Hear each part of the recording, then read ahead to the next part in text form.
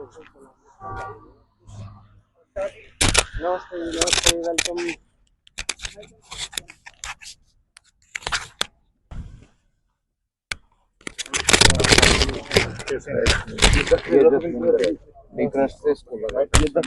हौसले से लड़ाई लड़ रहे हो आप।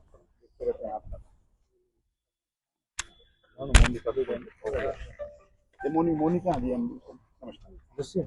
आगे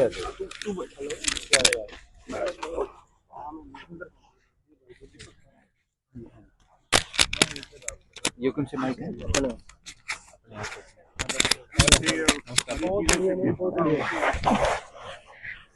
सरकार का सामना किया है। संघर्ष सदैव सक्षम की नीति पे इसको जारी रखो। जननायक जनता पार्टी और हम सब जो है युवा इकाई के लोग आपके साथ हैं। आपके सारे विषय का मुझे नहीं बल्कि प्रदेश में जो जागरूक लोग हैं उन सबको इस बात का ज्ञात है। इस प्रकार पदों को खाली रख करके सरकार जो है अपना पीछा छुड़वाना चाहती है। और जो चेयरपर्सन जैसे जिम्मेवार लोग हैं उनकी जो बोलवाणी है वो कितनी कठोर और निंदाजनक है। इस प्रकार जो हरियाणा का भविष्य है,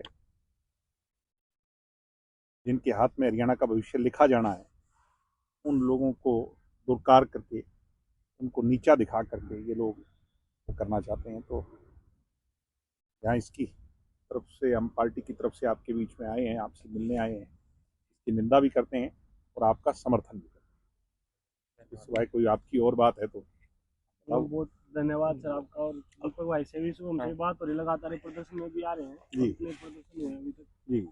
और चेयरमैन तो सर बहुत ज्यादा इंसेंसिटिव है। एक तो हमें जो बोला था तो बोला ही था उन्होंने। अभी पीजीटी कंप्यूटर साइंस वाले साथी गए थे 2019 से भर्ती अटकी उनकी, तो उन्होंने 2019 से अटकी हुई भर्ती, तो उन्होंने बात की कि सर हम 36 साल के हो गए इस भर्ती के वेट में, 30 साल के लगे थे भर्ती की तैयारी करने, और अभी इसको आप पूरे नहीं कर रहे, हम और एज होते जा रहे हैं। तो चेयरमैन सर ने ये कहा था कि आपके सेंटिमेंट्स के लिए मेरे पास टाइम। आपके प्रांत से नहीं है वो लोग, तो वो आपकी भावनाओं को कैसे समझेंगे? आपकी मूल भावनाओं को जो प्रांत से हैं वो भी नहीं समझ रहे हैं, जो कैबिनेट मिनिस्टर्स हैं, सीएम उनसे मिले हैं। नहीं, जिन्होंने हमारे नाम से वोट लिए हैं कि भाई मैं पिछड़ा हूँ, पिछड़े मुख्यमंत्री बनाया है, बेदी जी का एमडीएससी लिया है। अब जितनी बुरी हालत है, पूरा डाटा है जी। मतलब अभी क्या हो रहा है, पूरे हरियाणा में सिर्फ इंग्लिश के डाटा पे बात हो रही है, लेकिन बुरी हालत है सारे सब्जेक्ट्स की। 4-5 साल से देखोगे ना, पीजीटी, एमओ, एचसीएस और अब असिस्टेंट प्रोफेसर, जितनी एबी ग्रुप की जितनी भर्तियां, सब में पद खाली छोड़ रहे हैं बड़ी संख्या में। अलग अलग बच्चे आते हैं, आप अपनी भर्तियों के इनसे लड़के चले जाते हैं। ये आंदोलन का अब हमने सोचा है तो हर प्लेटफॉर्म पे जहाँ भी जायज होगा और सही समय होगा, हम भी आपकी आवाज को निरंतर उठाएंगे। कोई भी आपकी कॉल हो, कोई इसके अलग आपका कोई प्रोटेस्ट हो, जहाँ भी आप चाहोगे हम आपके साथ, हर तरीके से आपके साथ। सर एक हम रिक्वेस्ट है, बताओ। हम ये चाह रहे हैं कि आप 2 सवाल डायरेक्ट इनसे पूछें, एक बेदी जी से और एक मुख्यमंत्री साहब से। वो है रिजर्वेशन वाला मामला, ये खुद वो कह रहे हैं, ये पूरा डाटा भी हम भी दे देंगे आपको। भाई आप अपने आप को कह रहे हो कि भाई आप डीएससी के बड़े नेता हो, डीएससी ले आए, ये 400 बच्चे अफसर लगने थे, ये क्यों नहीं लगे? आप सरकार में बैठे हो, कैबिनेट मिनिस्टर हो। क्योंकि हम इतने दिन से यहाँ से बोल रहे हैं ना सर, हमारी बात का तो कुछ मतलब ही नहीं। वो ये जवाब दे रहे कि ट्रांसपेरेंसी मेरिट खाली सीट पे, रिजर्वेशन पे, इस पे उनका कोई जवाब नहीं आ रहा। पत्रकार जब उनसे पूछते हैं तो मेरिट और ट्रांसपेरेंसी कह के चले जाते हैं, वो बोल नहीं देते इससे आगे। आप बेदी जी से ये पूछिए कि सैकड़ों जो डीएससी की सीटें निकली थी उनमें मात्र 2-3 बच्चे लगे हैं, तो बाकी जो डीएससी के घरों के बच्चे जो डीएससी के लगने थे ऑफिसर लेवल में, मुख्य धारा में आ सकते थे, उनका है क्या या नहीं? आपने डीएससी किस लिए लेके आए थे? आप छाती ठोक रहे हो। अगर ये आप पूछोगे ना सर, आप लिखो तो आपका जवाब देंगे सर, वो हम पूछेंगे नहीं, इनसे जवाब लेंगे। बिल्कुल, ठीक है। और कोई विषय अगर है तो बताओ। सेम ओबीसी का है जी, और सेम ओबीसी का सारा, जैसे रिजर्व कैटेगरी तो पोस्ट खाली रह रही है, जनरल की बहुत कम पोस्ट भर रहे हैं, उसमें ही बच्चे बाहर के।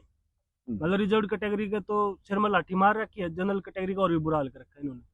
मतलब पोस्ट भर रहे हैं, उसमें भी बाहर के बच्चे हैं, मतलब वो पोस्ट खाली भी नहीं रह रही, उसका कोई बैकलॉग भी नहीं बनना। और अभी जो लगाएंगे तो नियत इनकी दर्शा ही रहा है, दर्शा ही रहे, अन्यथा आप लोगों को क्यों यहाँ आकर के। तो आप डेटा के साथ मुखर होकर पूछिए सर इनसे, प्रेस कॉन्फ्रेंस जो आप करोगे जो भी है आप फैक्ट पे बोलिए। हरियाणा के बच्चे बाहर लगते हैं, यूपीएससी में लगते हैं, तो इस बात का जवाब कौन देगा कि आपके बच्चे आपके प्रदेश में क्यों नहीं लग रहे? और इस बात का डाटा भी दो हमें कि आपके प्रदेश के बच्चे बाहर कितने हैं। बोलने से तो ये नहीं होता ना कि आपके बच्चे बाहर लगे, हमें डाटा भी दो कि राजस्थान में आपको कितने असिस्टेंट प्रोफेसर हैं, बिहार में कितने, यूपी में कितने, गुजरात में कितने, और हमारे यहाँ कितने लगे अब बाहर के।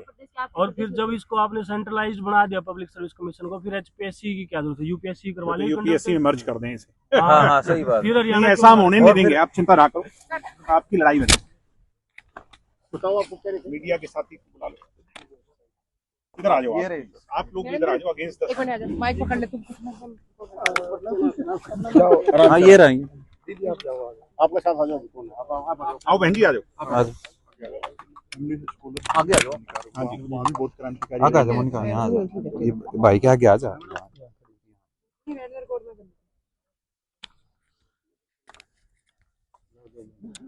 कोई नहीं, मैं मेरे को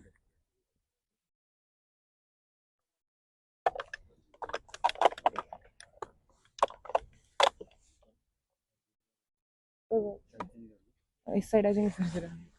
हाँ माइक, हाँ माइक, अपना माइक होना चाहिए। हाँ है माइक ले लियो सारे। ये लगा कोई इसको तो आवाज आ जाएगी, ऐसे ही रख लेंगे। कोई नहीं, हमसे ले लेना यार। मैं पकड़ दूंगा सर, आ जाएगी इसमें, आ जाती है इसमें। सर एचपीएससी के स्टूडेंट्स हैं, वो आज धरने पे बैठे हैं, काफी समय से 22वां दिन चल रहा है और ठंड भी काफी चल रही है। जननायक जनता पार्टी की युवा इकाई की तरफ से एचपीएससी के जो स्टूडेंट्स आज यहाँ धरने पर बैठे हैं, निरंतर बहुत लंबा अरसा हो गया और बहुत कठिन परिस्थितियों से गुजर रहे हैं, इनका समर्थन करने, इनका साथ देने के लिए, समर्थन तो पहले दिन से ही है, आज इनसे मिलने के लिए, इनका हालचाल जानने के लिए हम सब पार्टी के लोग यहाँ पर आए थे। सरकार की जो बेकायदगियाँ हैं, जन विरोधी और युवा विरोधी जो नीतियाँ हैं, जिसका विरोध ये लोग कर रहे हैं, आज आप इसी बात से अंदाज़ा लगा सकते हैं कि एक तरफ हरियाणा प्रदेश की सरकार इस बात के लिए बहुत ज़्यादा ज़ोर शोर से बोलती है कि हमारे बच्चे बाहर जाकर के नौकरी लग रहे हैं, वहीं अपने प्रदेश का हाल ऐसा है कि एचपीएससी द्वारा निकाली गई नौकरियों में आज बहुत बड़ी संख्या के अंदर पद जो है वो रिक्त रखे गए। 35% से ज़्यादा जो कट ऑफ का मामला है, उसके अंदर सीधे तौर पर मार हमारे यहाँ के विद्यार्थियों पर पड़ी। ना केवल मार पड़ी, बल्कि जब जो चेयरमैन है एचपीएससी के, उनकी आप इसी बात से उनकी कॉम्पिटेंसी देख सकते हैं कि जब ये विद्यार्थी उनसे मिलकर जब बात करने गए तो उनका जो रवैया था वो ये था कि शायद आपकी जो पढ़ाई लिखाई है, जहाँ से आपने शिक्षा प्राप्त की है, वो इंस्टीट्यूशंस इतने बलशाली नहीं थे, इतने अच्छे नहीं थे। यानी पहले चोट भी मारते हैं और फिर दुत्कारते भी। तो आज इस सरकार का विरोध करने हम ये सब लोग यहाँ पर आए हैं और मैं मुख्यमंत्री जी को कहना चाहूँगा कि डाटा के साथ बहुत जल्दी प्रेस कॉन्फ्रेंस करके मैं और मेरी पार्टी के लोग फिर से आपसे इन सभी सवालों का जवाब मांगेंगे। ना केवल जवाब मांगेंगे, हरियाणा प्रदेश के हर कार्यक्रम में जहाँ भी आप जाओगे वहाँ पर आपसे जाकर के सवाल पूछेंगे। एचपीएससी के इन साथियों की लड़ाई का जवाब आपसे लेकर के रहेंगे। यानी ये कमज़ोर नहीं है, हम सब लोग इनके साथ हैं, मजबूती से इस लड़ाई को लड़ेंगे, ना केवल लड़ेंगे बल्कि जीतेंगे। और जो इनकी एक विचारधारा है, जन विरोधी, युवा विरोधी, उस विचारधारा के खिलाफ लड़ाई लड़ करके जीत प्राप्त कर करके रहेंगे।